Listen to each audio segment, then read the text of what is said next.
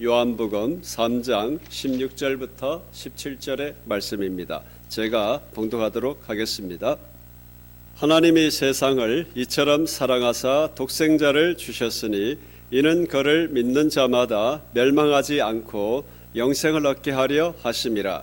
하나님이 그 아들을 세상에 보내신 것은 세상을 심판하려 하심이 아니요 그로 말미암아 세상이 구원을 받게 하려 하심이라. 아멘. 할렐루야. 아멘. 여러분, 아멘. 오늘 말씀의 제목은 꼭두각시가 아니라 사랑이다. 할렐루야.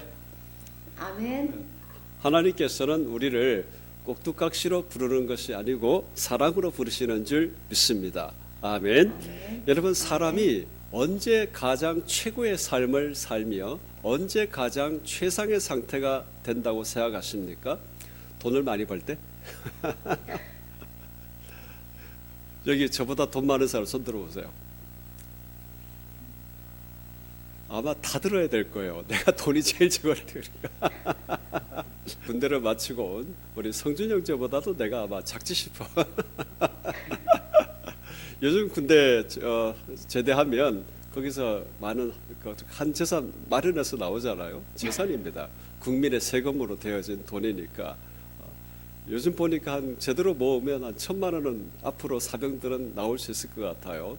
올해부터인가 내년부터인가 한 거의 한 200만 원까지 이렇게 올라가니까 대한민국 좋은 나라가 되었습니다.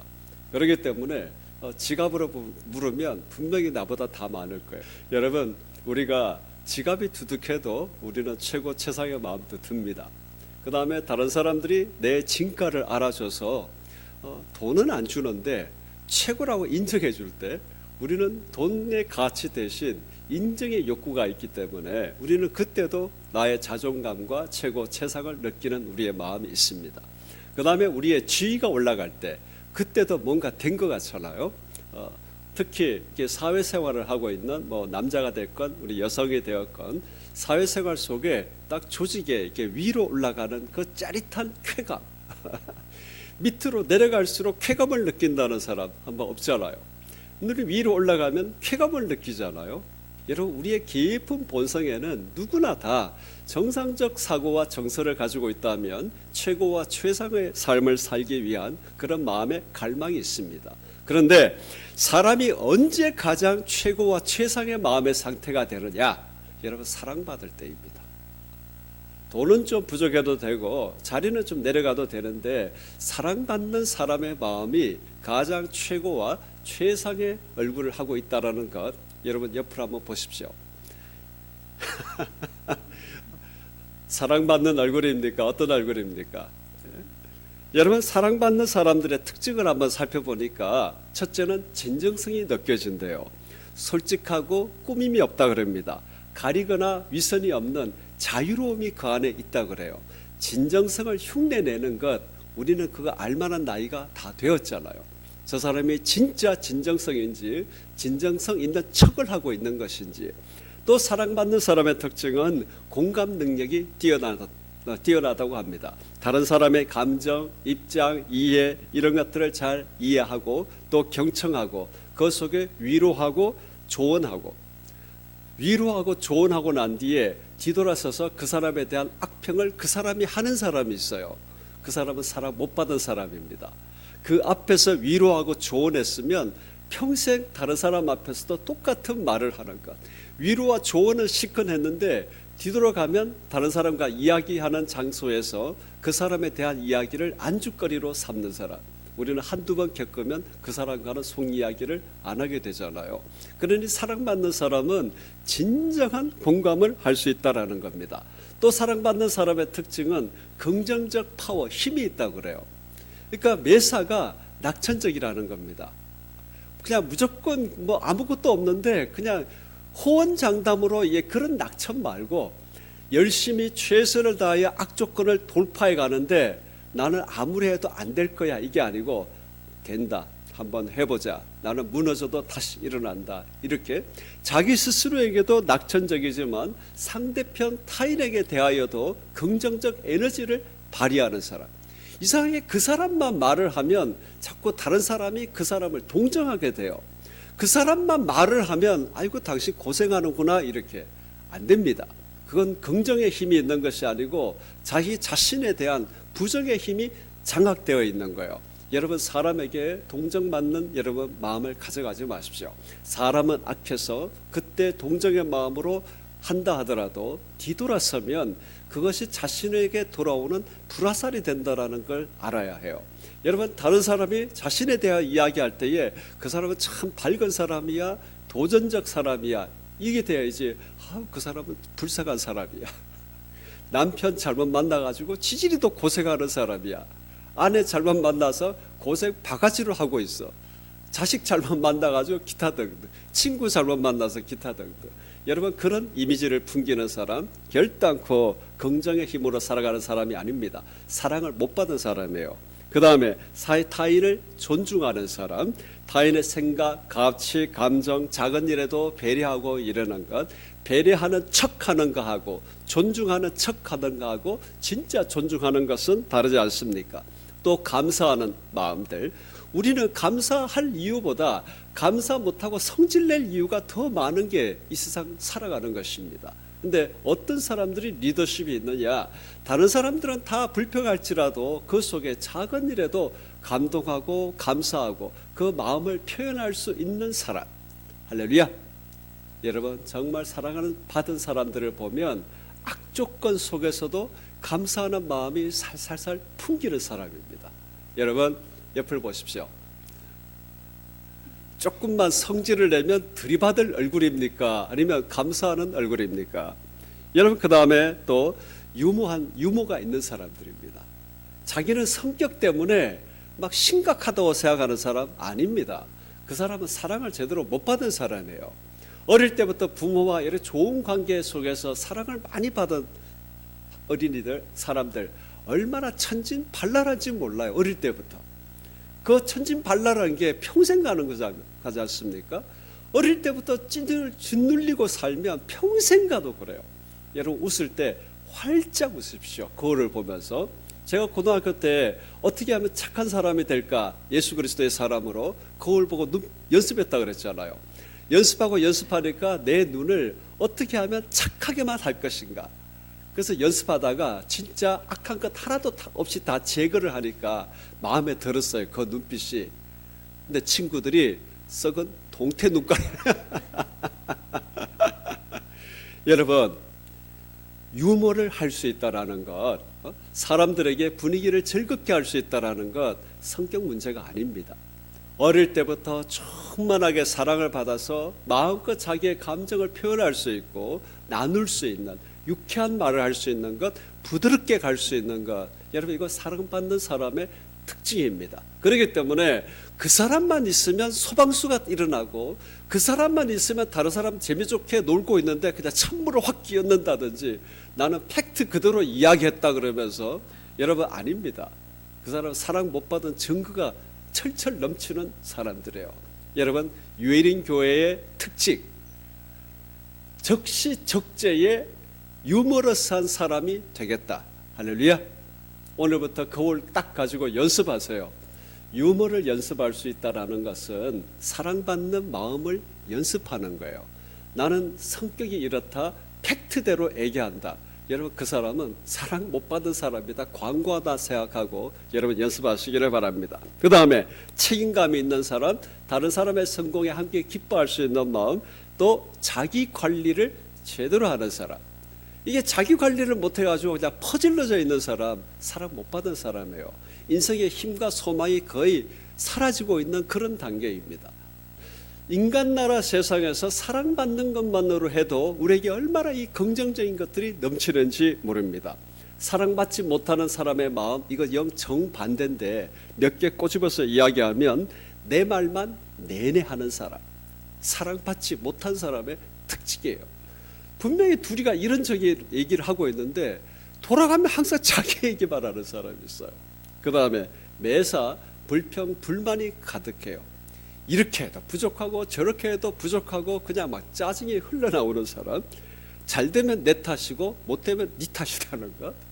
그 다음에 거짓말투성이, 허언증도 있습니다. 입만 열면 자기 변명, 가리고 싶은 욕구들, 돌았으면 다 알게 되는데.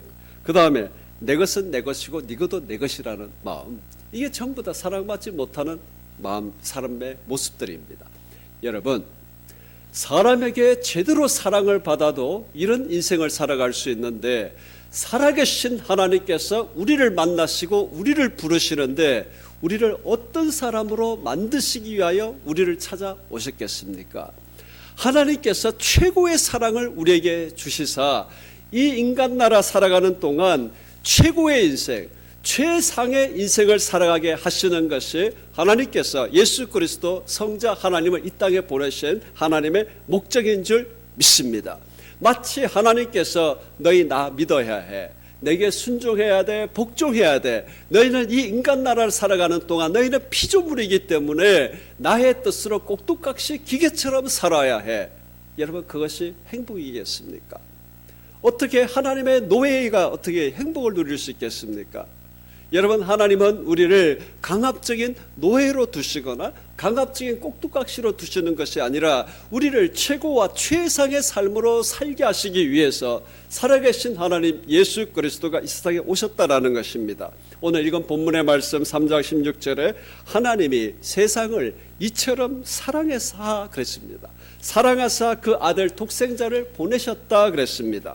사랑하사, 사랑의 대상으로 우리를 창조하시고 사랑하사 독생자 성자 예수 그리스도를 이 땅에 주셨다라는 것입니다.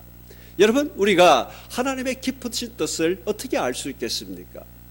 우리의 인생이 막 잘 되고 있으면 나를 향한 하나님의 뜻은 형통이다, 이걸 우리 고민도 안 해요. 하나님이 지금 나를 너무너무 잘 뒷받침해 주시고 내 인생을 이끌어 가신다, 하나님의 뜻은 나의 성공이다, 이렇게.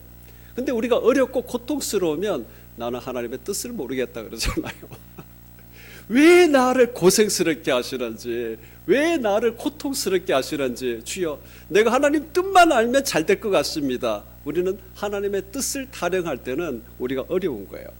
그처럼 우리에게는 좋은 일보다 어렵고 고통스러운 게 더 많이 있잖아요, 인생나라 살아가는 동안. 그렇기 때문에 우리는 하나님의 뜻을 안다고 이야기할 때보다 하나님의 뜻을 모르겠다라는 이야기를 많이 합니다. 우리는 왜 그런 말을 하게 될까요? 하나님의 기쁘신 뜻은 지식을 통하여 전달되어지는 것이 아니고 하나님과 우리의 관계를 통하여 전달되어지기 때문입니다. 하나님과 우리의 관계가 설정되어지지 않으면 우리는 하나님의 뜻을 알 수가 없어요. 그렇기 때문에 하나님과의 관계 무엇이겠습니까? 하나님과 관계가 되어지려면 하나님과 함께 가는 것, 하나님과 함께 가는 그 가운데 있는 우리를 결합하는, 함께 가게 하는 그 동력, 이것이 바로 하나님의 위대한 사랑이다라는 것입니다. 할렐루야. 여러분, 하나님께서는 우리를 사랑하신 하나님이십니다. 우리가 아무리 인간 나라의 사랑이 완벽하다 하더라도 사랑은 결단코 세상사 속에서는 완벽하지 못합니다. 준사님, 상처 많이 받으셨죠? 사랑과의 관계 속에서. 예, 지금 솔직히 고백하신 게 아니고 원래 그렇게 대답할 수밖에 없어요. 인간 나라에서는 퍼주면 퍼줄수록 이상하게 우리는 배신 배반을 많이 당해요. 좀 그냥 부산말로 까리하게 딱 떨쳐 놓으면 도리어 더 반듯하게 행동을 하는데, 내가 널 도와주겠다, 안아주겠다, 함께 가자, 그러면 이상하게 우리는 사람과 사람에게 상처를 받는 일이 많이 생깁니다. 하나님의 사랑은 살아계신 하나님이 인간 나라의 몸으로 오셔서 우리를 위하여 사시고 우리를 위하여 죽으신 완벽하신 그 사랑. 여러분, 우리는 하나님의 그 사랑을 알고 하나님의 그 사랑의 관계에 있을 때 우리가 인간 나라를 살아가는 최고 최상의 삶을 살아가게 될 줄 믿습니다. 야고보서 1장 17절에 온갖 좋은 은사와 온전한 선물이 다 위로부터 빛들의 아버지께로부터 내려오나니 그는 변함도 없으시고 회전하는 그림자도 없으시니라. 이 말씀 얼마나 기가 막힙니까? 하나님이 변함도 없으시고 우리는 죽을 듯이 변하잖아요. 좋다 싶었는데 뭔가 수가 뒤틀리면 확 바뀌잖아요. 우리는 변하기 일보 직전입니다. 항상 안 변하는 게 아니고 변하기 일보 직전이다. 또 회전하는 그림자도 없으시니라.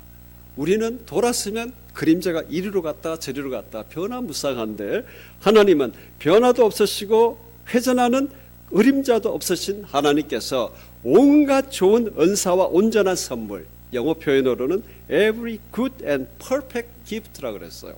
좋고 완벽한 완전한 선물을 주신다라는 것입니다. 여러분, 하나님께서는 우리에게 이런 최고와 최상의 삶을 살기 위하여 사랑을 퍼부으시는 살아계신 하나님, 여러분, 우리의 온 마음의 문을 열고 살아계신 하나님의 사랑에 다가갈 수 있는 우리가 될 수 있기를 예수님의 이름으로 축복합니다.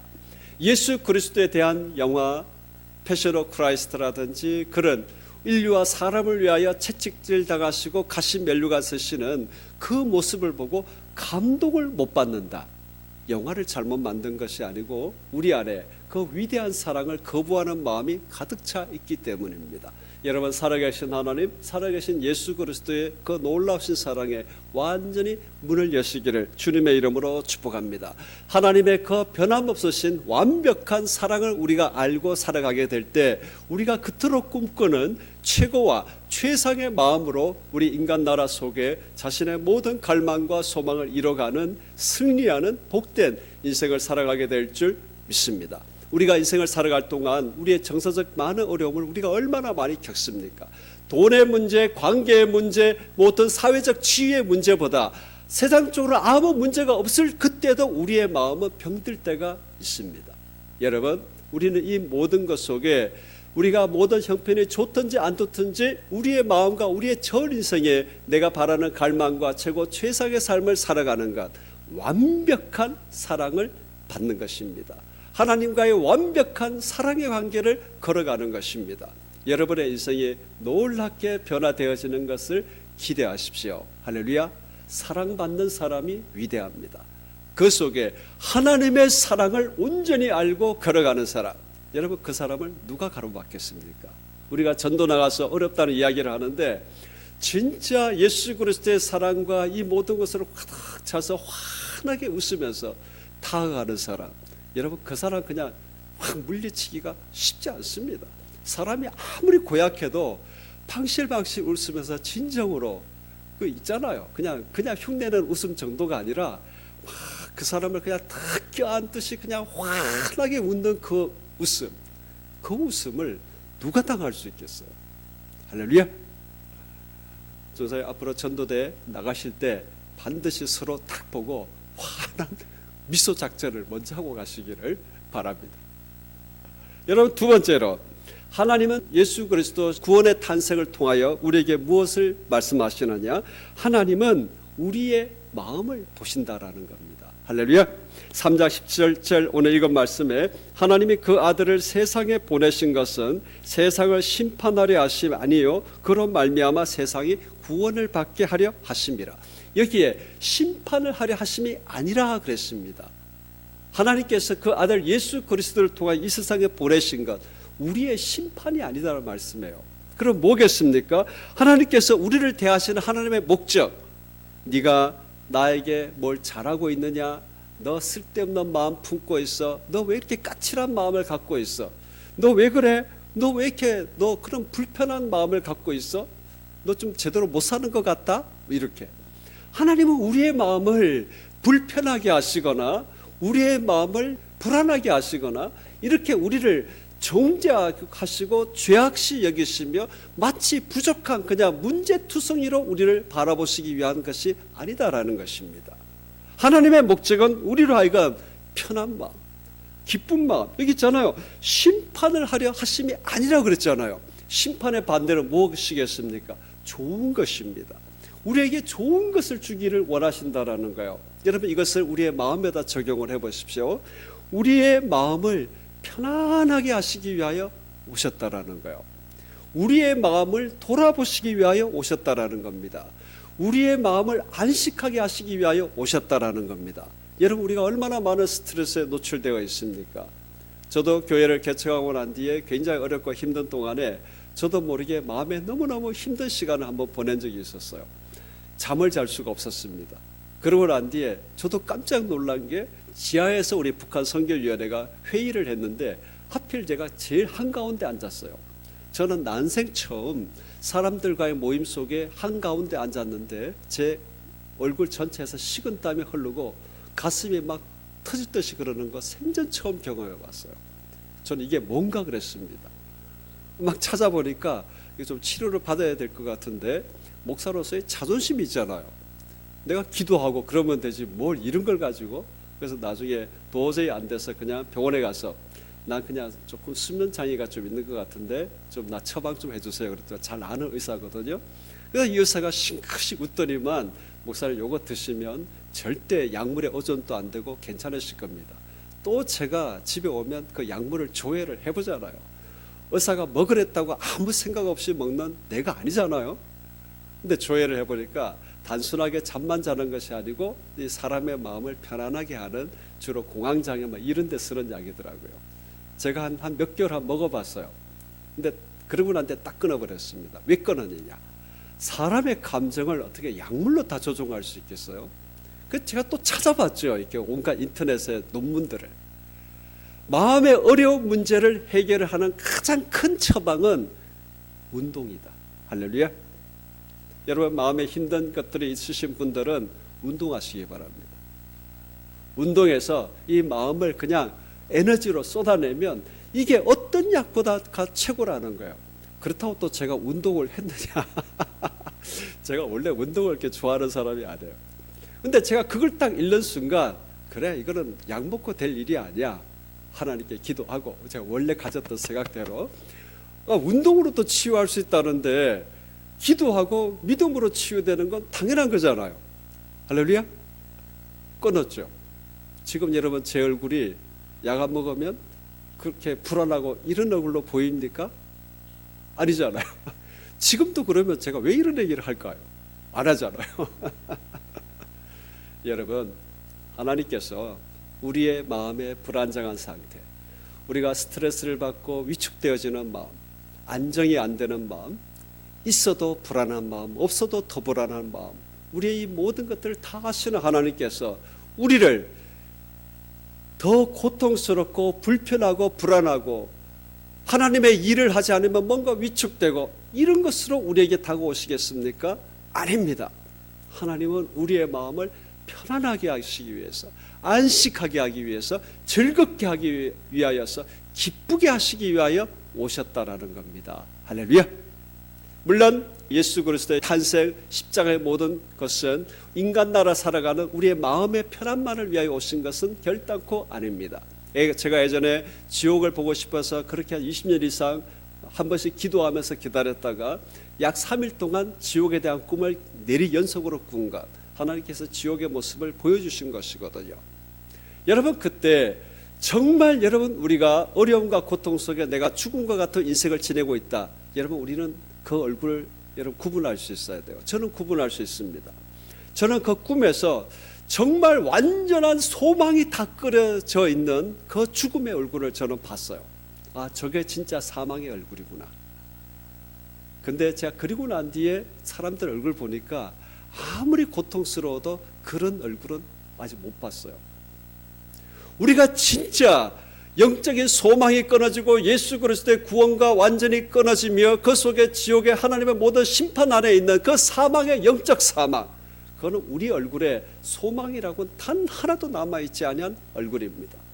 예수 그리스도의 십자가, 예수 그리스도의 탄생, 이 모든 것은 우리로 하여금 영혼의 구원에 대한 근본적 구원의 하나의 목적이 있으신데, 그 영혼의 구원이 임한 사람들, 이 마음에 하나님은 어떤 역사를 하시느냐? 우리 살아가는 인간 나라 속에 내 마음도 구원케 하시사 우리의 마음을 안식하게 하시고 평안하게 하시고 기쁨으로 넘치는 우리의 마음, 하나님께서는 우리를 심판이 아닌 이것을 주시기 위하여 독생자 아들 예수 그리스도를 이 땅에 보내셨다라는 것입니다. 우리가 마음의 큰 고통과 고난을 겪어본 사람이라면 우리는 이것을 사모하게 되어 있습니다. 여러분, 우리가 인간 나라 살아갈 동안 우리는 얼마나 많은 우리 인생의 마음에 큰 고통을 누리는 경우가 한두 번이었습니까? 그 깊은 것을 느끼면 느낄수록 내가 하나님께서 나에게 주시는 것이 안식과 평안과 이것을 위하여 주셨다면 나는 하나님의 안식과 평안, 그 기쁨을 맛보고 싶다라는 갈망이 일어나지 않겠습니까? 그것이 안 돼서 병원마다 다니면서 마약을 처방하기도 하고 여러 가지 많은 것을 하는데, 여러분 마약으로 중독돼서 모든 몸이 이상 있는 거 알면서도 하는 것이잖아요. 여러분 살아계신 하나님께서 고작 마약밖에 안 되겠습니까? 우리의 마음의 완벽한 구원과 노임과 자유와 해방, 기쁨을 위하여 이 세상에 오신 줄 믿습니다. 이것이 예수 그리스도께서 탄생하심으로 우리에게 주시는 이 마음의 놀라운 구원의 안식입니다. 할렐루야. 성경에 빌립보 4장 4절에 주 안에서 항상 기뻐하라. 할렐루야. 다시 말하노니 기뻐하라.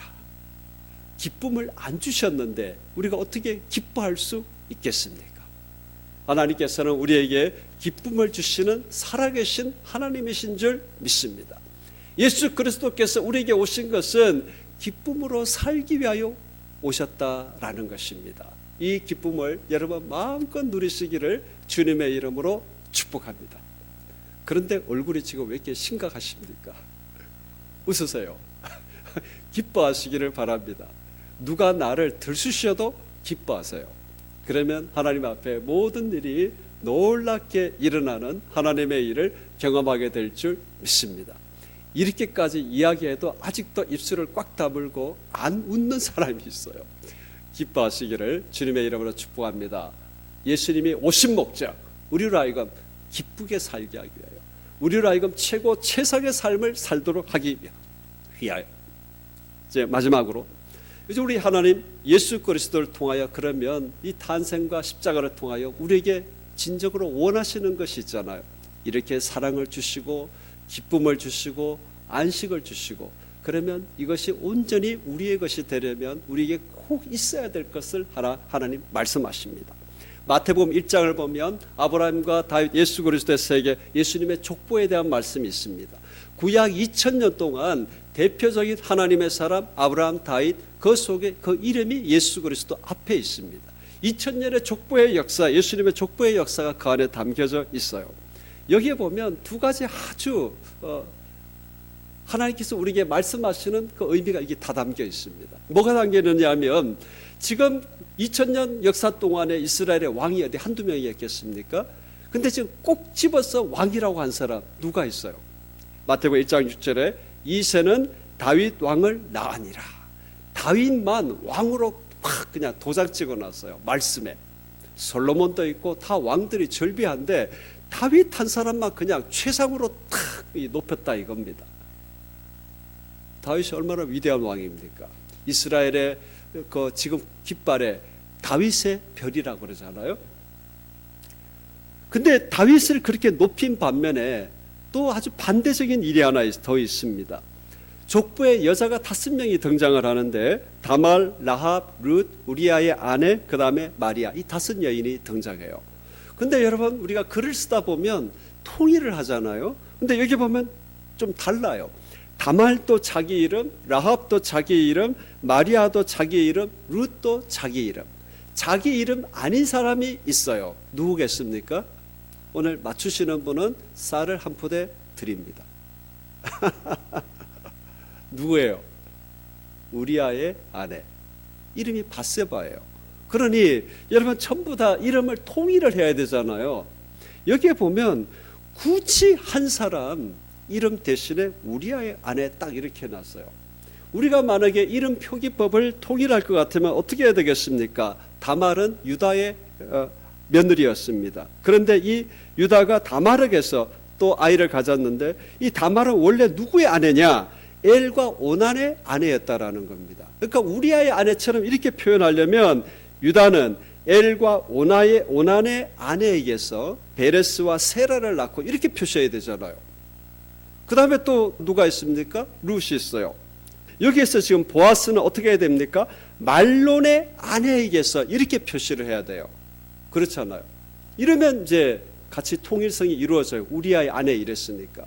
근데 지금 다른 사람들은 딱 그냥 다말, 라합, 마리아 이렇게 해놨는데 바세바만 우리아의 아내. 무슨 말을 하고 싶은 것일까요? 마태복음을 적은 마태가 다윗을 다윗 왕이라고 높여놨는데 그 위대한 다윗 왕의 가장 큰 아킬레스 건이 무엇일까? 충직한 부하 우리아를 죽이고 핏값으로 밧세바를 얻었다라는 겁니다. 그 위대한 왕이 그 감추고 싶은 죄가 있었다라는 거예요. 그래서 지금 마태복음 1장의 족보가 우리에게 말하고 싶은 것은 인간 나라의 아무리 위대한 사람이라도 완전할 수 없다라는 것입니다. 인간 나라의 가장 위대한 최상의 조건도 결단코 그 자체만으로 최상이 될 수가 없다라는 것을 이야기한다라는 것입니다. 유대인들이 예수님 시대에 2000년 전에 이 족보를 읽었을 때에 우리가 그렇게 다윗상으로 최상으로 모시는 그 왕이 이런 사람이었구나, 그걸 읽어야 한다라는 것입니다. 할렐루야. 여러분, 하나님께서 우리에게 원하시는 것은 다른 것이 아닙니다. 우리가 사람들과의 비교 속에 자신에 대한 긍지도 있고 프라이드도 있고 자리도 있을 것이고 또 권세도 있을 것이며 부도 있을 것입니다. 또 마음의 의지라든지 수많은 다른 사람들과 비교하여 좀 나은 것이 있을 것입니다. 그런데 아무리 나은 것이 있고 위대한 것이 있다 할지라도 하나님 보시기에는 전부 다가 하나님의 통치, 하나님의 모든 다스림을 거부한 죄 중에 있다라는 것, 죄인이다라는 것을 하나님이 인정해야 된다는 것을 이 족보에서 말씀을 하고 있다라는 것입니다.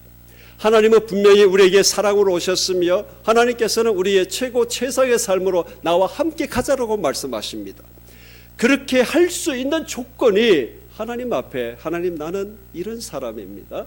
나는 하나님의 통치를 거부하며 나의 잘남으로 살았으며 나의 낮아짐과 나의 모든 것을 거부한 하나님 앞에 아무런 것도 내세울 것 없는, 나의 잘함을 인정이라고 할 수 없는 죄 중에 있는 사람이다라는 그 고백, 하나님께서는 그 고백과 함께 사랑과 함께함으로 온전히 우리의 인생을 이끌어 가신다라는 것입니다.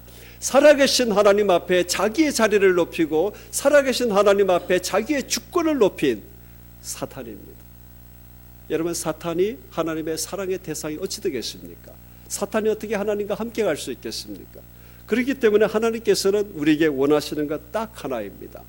나는 하나님의 피조물이며 하나님의 통치를 거부하고, 죄는 딴 것이 아닙니다. 하나님의 다스림을 거부하는 것입니다. 그것이 고백되어지는 우리의 마음속에 하나님과 함께 가며 하나님과 놀라운 사랑의 그릇을 담을 수 있는 우리의 그릇이 예비된다라는 것입니다. 여러분, 이것을 말씀하기 위하여 이스라엘의 가장 최고의 왕에게 우리아의 아내라는 이것이 있었다라는 것을 꼭 집어서 드러내는 것이 예수님의 족보입니다. 여러분, 하나님 앞에 낮은 자의 자리에 있기를 예수님의 이름으로 축복합니다. 하나님 앞에 자기를 부인하는 자리에 있기를 주님의 이름으로 축복합니다.